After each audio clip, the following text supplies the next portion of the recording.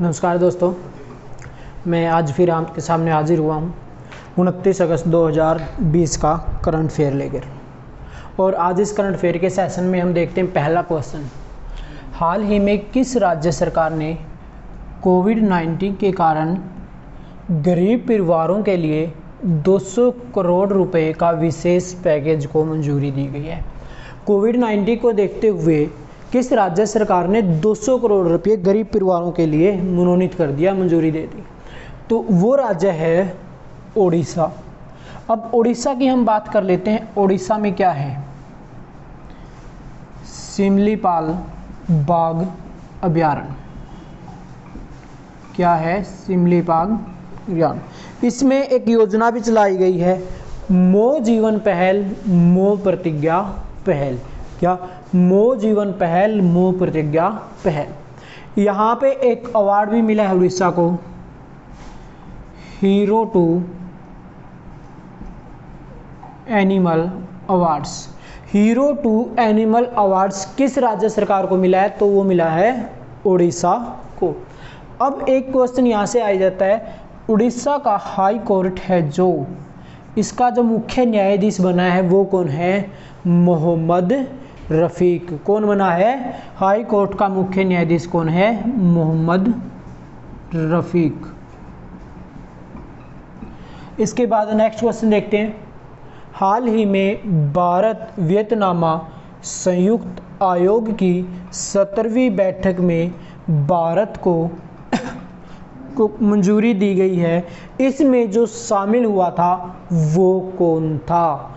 तो इसमें कौन शामिल हुआ था? डॉक्टर एरू जयशंकर, विदेश मंत्री है जो हमारे, ये इस बैठक में क्या हुए थे? शामिल हुए थे। इसके बाद नेक्स्ट क्वेश्चन देखते हैं, हाल ही में किस राज्य ने इंडिया एक्सप्रेस टेक्नोलॉजी सभा अवार्ड 2020 जीता? तो किसने जीता है? ये जीता है जी तेलंगाना ने।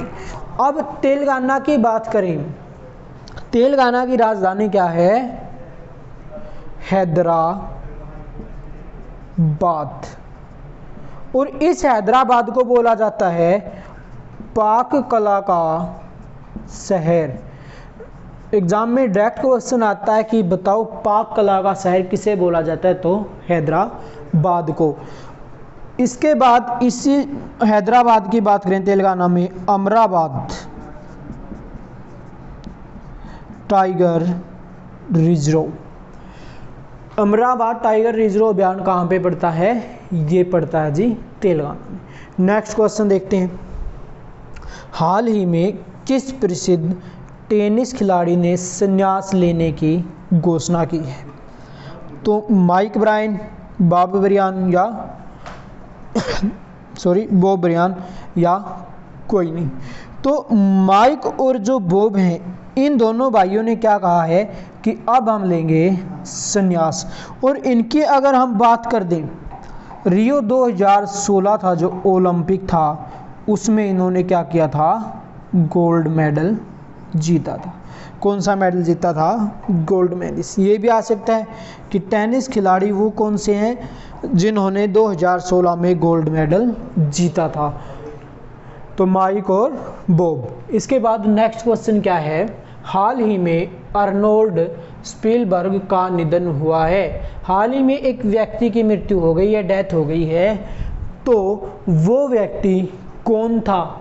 लेखक था, कंप्यूटर इंजीनियर था या फिर गायक था? तो वो कौन था? वो था भाई कंप्यूटर इंजीनियर। एक कंप्यूटर इंजीनियर की निधन हुआ है अभी अर्नोल्ड स्पीलबर्ग का। इसके बाद नेक्स्ट क्वेश्चन देखते हैं, हाल ही में भाषण 4 द्वीप चर्चा में है, यह किस देश में स्थित है?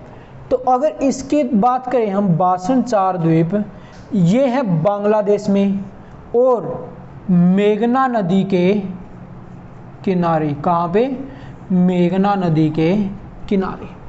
यहाँ पे चर्चा में क्यों है? क्योंकि यहाँ पर भेजा जा रहा है रोनी मुसलमानों को। पहला क्वेश्चन। दूसरा क्वेश्चन, इन्होंने क्या किया? डिजिटल हिट की शुरुआत कर दी और दूसरी बात, बांग्लादेश ने क्या कर दिया, जो मुफ्त इंटरनेट सेवाएं दे रही थी कंपनियां, उन पे क्या कर दिया, बैन लगा दिया, बंद कर दिया। अब बांग्लादेश में कोई भी मुफ्त इंटरनेट सेवा नहीं दी जाएगी।